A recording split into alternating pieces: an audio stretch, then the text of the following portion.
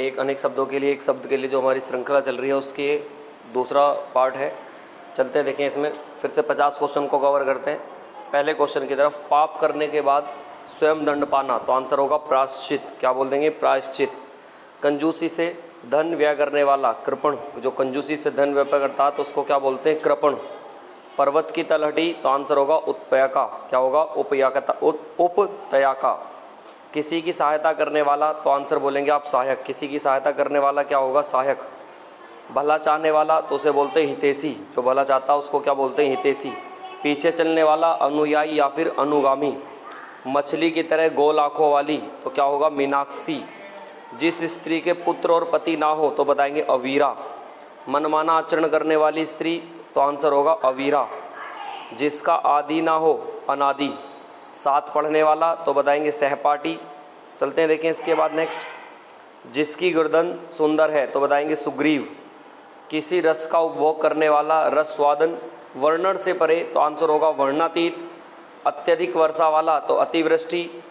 किसी कार्य के लिए सहमति देना, तो आंसर होगा अनुमति।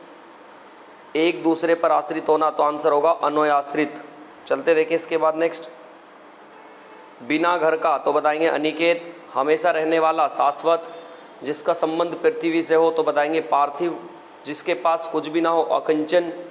किसी ग्रंथ में अन्य व्यक्ति द्वारा जोड़ा गया भाग क्या कहलाता? छेपक। थोड़ा जानने वाला क्या होगा? अल्पज्ञ। जिसकी आशा न की गई हो, आंसर होगा अप्रत्याशित। जो आंखों के सामने न हो, तो आंसर होगा प्रोक्ष। जहाँ किए गए उपकारों को मानता हो, तो आंसर होगा कृतज्ञ।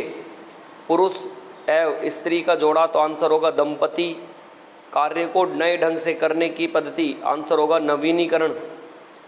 जिसने देश के साथ विश्वासघात किया हो, तो बोलेंगे देशद्रोही। क्या बोलेंगे? देशद्रोही। चलते हैं इसके बाद नेक्स्ट। वह स्त्री जिसकी कोई संतान ना हो, बांझ। जिसका जन्म उच्च कुल में हुआ हो, कुलीन। हर समय देर से काम करने वाली, दीर्घसूत्री। जिसने ऋण लिया हो, तो बोलेंगे अर्धमर्ण। उचित से कम मूल्य पर आंकना, तो होगा अवमूल्यन।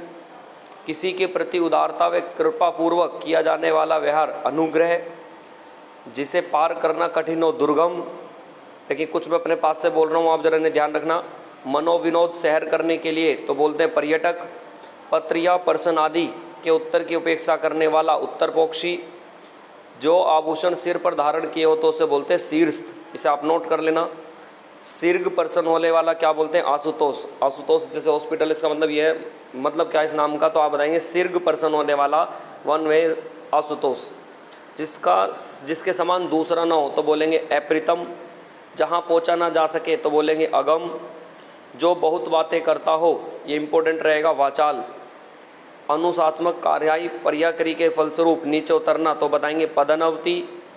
किसी बात को पूरा करने का निश्चय, संकल्प। किसी बात को पूरा करने का निश्चय, संकल्प। जो कानून के अनुकूल हो, अवैध। जो कानून के अनुकूल हो, अवैध। आँखों के सामने घटित पर विश्वास करना तो पड़ेगा ही, प्रत्यक्ष।